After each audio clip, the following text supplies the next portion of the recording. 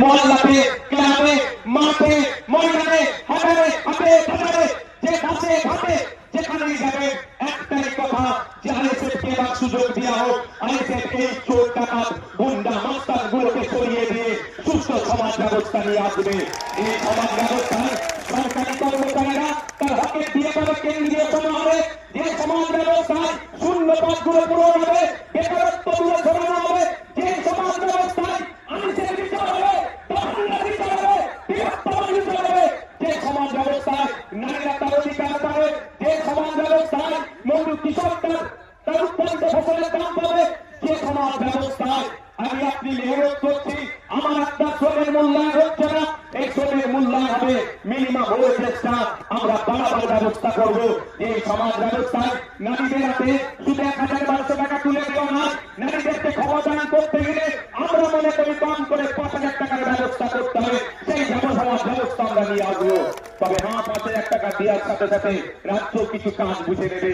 এই সুস্থ সমাজ ব্যবস্থা আনবো যেখানে বর্ণগত, জাতিগত, ধর্মগত, নারী পুরুষের কোন ভেদাভেদ থাকবে না, যেখানে সবাই একটা মানুষ আমাদের সামাজিক পরিচয় আমরা যেটা সেখানে মাথা তুলে রেখে থাকবো। সেই সমাজ ব্যবস্থা নিয়ে আসবো। বাংলার মানুষ যদি ২০২৬ বিধানসভা নির্বাচনে আমাদেরকে সুযোগ দেয়, তবে আপনাদের উপস্থিতি প্রমাণ করে দিচ্ছে যে বাংলা কমিতে ইন্ডিয়ান সেকুলার ফ্রন্টের যে জনজাতি হবে সেখানে আপনাদের উপস্থিতি আজকে কিন্তু প্রমাণ করে দিচ্ছে। আপনারা মাঠে যারা আছেন আপনারা হয়তো বাইরে যেতে পারছেন না, আমি তো একটার পর এখানে এসেছি, আমি বাইরের অবস্থাটা একটু ঘুরে ঘুরে দেখছিলাম। আপনারা এখানে যেরকম মানুষ আছে এর কয়েক গুণ বেশি মানুষ বাইরে শুধু ঘুরতে জায়গা পাচ্ছে না বলে।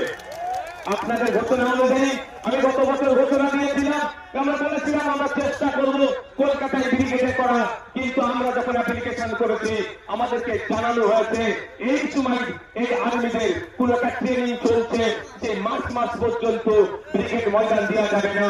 সুতরাং আমরা সেখানে বুক করতে পারিনি, ফলে আমরা এখানে বুক করেছি।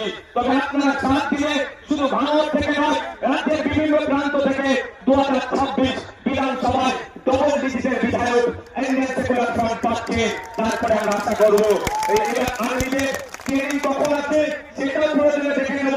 তার ট্রেনিং এর ফাঁকে বা ট্রেনিং এর পরে আপনাদের সাথ নিয়ে আবার আপনাদেরকে নিয়ে কলকাতায় আমরা ব্রিগেড ময়দান ভরাবো অধিকারের জন্য। বন্ধুরা, আজকের এই অধিকার সভায় বিভিন্ন বিষয় ছিল, অনেকে চর্চা করেছে। আমি টু দা পয়েন্ট এসআইআর নিয়ে একটু বলতে চাই। আপনারা কারা শুনতে চান?